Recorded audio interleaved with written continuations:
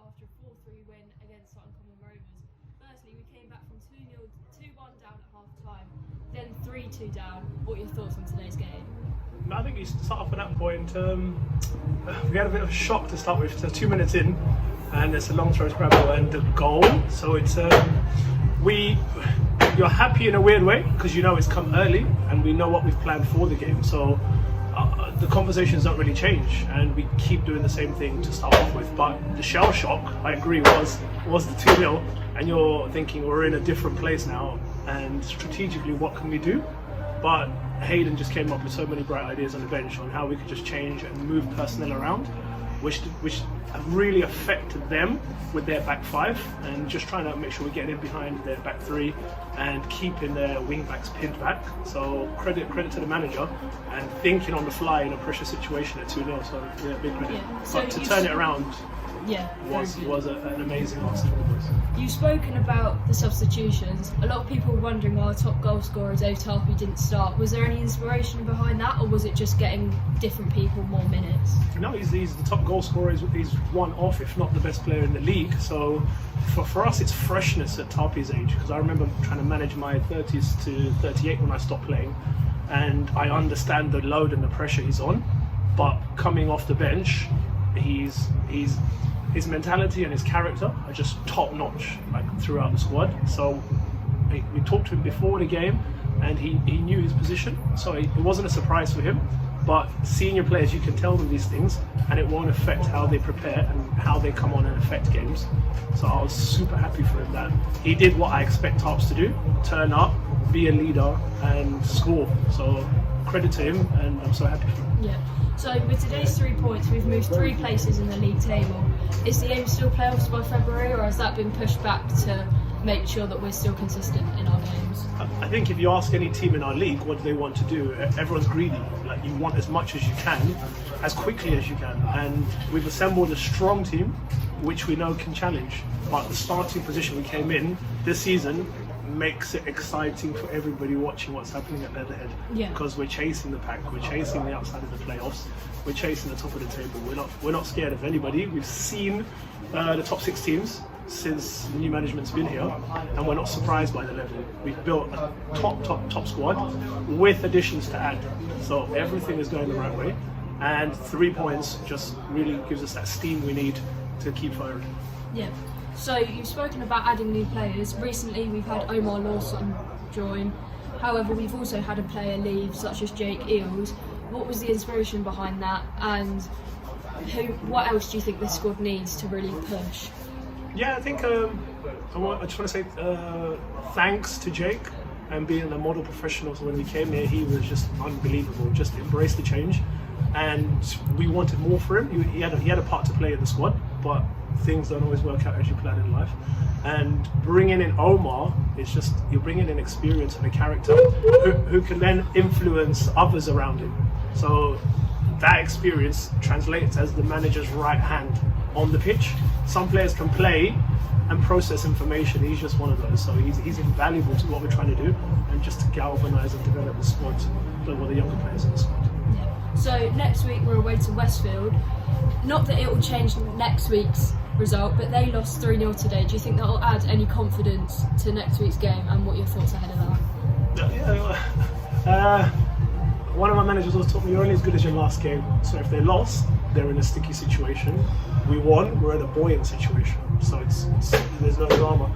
You prepare as we normally do. We look at the squad, we look at the previous games, and then we devise our own plan from that. We've got real tactical flexibility with the squad, which is what I'm enjoying. So it must be good to see from the outside as well, because the noise the fans were making today was incredible. And even when we're missing chances, I could see that they're really on board and they're connected. And for me on the touchline, I'm just like, yeah, this is what a club feels like. So confidence from the points today for us, the dent for them, and a knock in confidence. So that's the situation you want. You want your opponent feeling slightly weaker and you feeling slightly stronger. So that's what. Yeah. So you've already spoken about how it feels.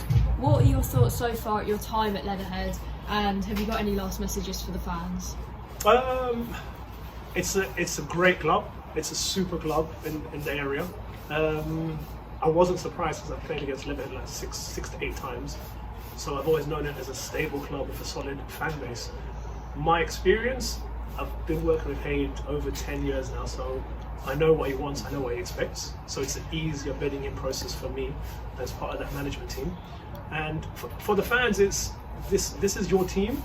Connect with it, be vocal, be supportive.